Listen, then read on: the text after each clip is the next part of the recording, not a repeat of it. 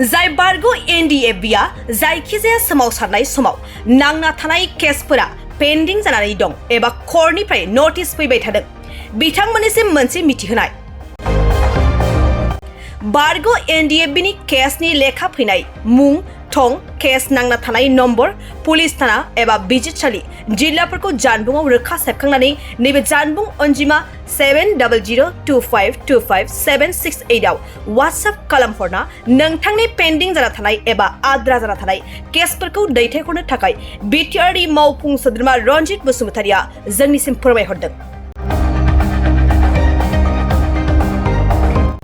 फिन बुंफिनदों दि जाय बारगो NDFB जायखिजाया सोमावसारनाय समाव नांना थानाय केसफोरा पेन्डिं जानानै दं एबा कर्टनिफ्राय नटिस फैबाय थादों बिथांमोननिसिम मोनसे गिदिर मिथिहोनाय बारगो NDFB नि केसनि लेखा फैनाय मुं थं केस नांना थानाय नम्बर पुलिस थाना एबा बिजिरसालि जिल्लाफोरखौ जानबुंआव रोखा फैनायखौ जानबुंआव रोखा सेबखांनानै नैबे जानबुं अनजिमा 7002525768 आव WhatsApp खालामहरना नोंथांनि पेन्डिं जाना थानाय एबा आद्रा जाना थानाय केसफोरखौ दैथायहरनो थाखाय बिटिआरनि मावफुं सोद्रोमा रनजित बसुमतारिया जोंनिसिम फोरमायहरदों।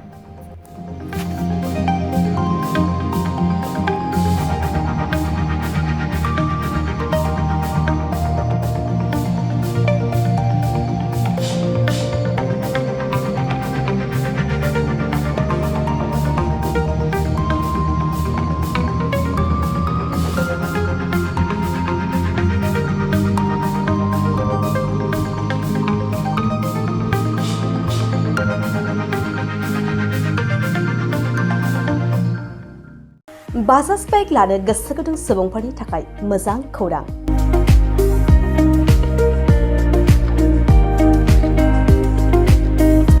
क'क्राझार जिल्लानि सेरफांगुरियाव थानाय पंका एन्टारप्राइज बाजाज श'रुमआ इन्डिपेन्डेन्स डेनि स्पेशल अफारखौ लानानै फैदों। बे श'रुमाव थांनाय 1 आगस्तनिफ्राय 31 आगस्तसिम इन्डिपेन्डेन्स डेनि स्पेशल अफारजों लोगोसे एक्सचेन्ज होगासिनो दं।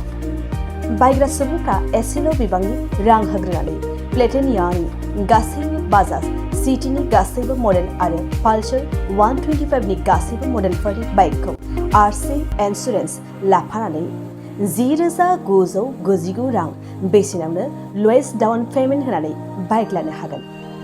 नोंथांमोना सेरफांगुरि आरो सराइबिलाव थानाय पंका एन्टारप्राइज बाजाज श'रुमाव इन्डिपेन्डेन्स डे स्पेशल अफारनि खाबुजों नोंथांनि लुबैनाय बाजाजनि बाइकखौ लांफैनो हागोन।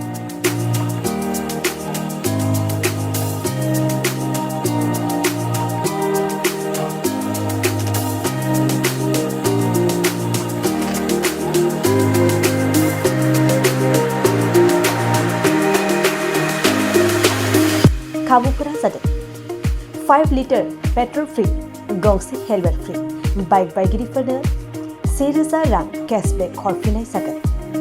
जुदि नोंथांमोना गोसो दंब्ला आबुङै मिन्थिबावनो थाखाय नैबे मबाइल नम्बर 9395303476 आरो 9101547892 आव थोंजों सोलायनो हागोन।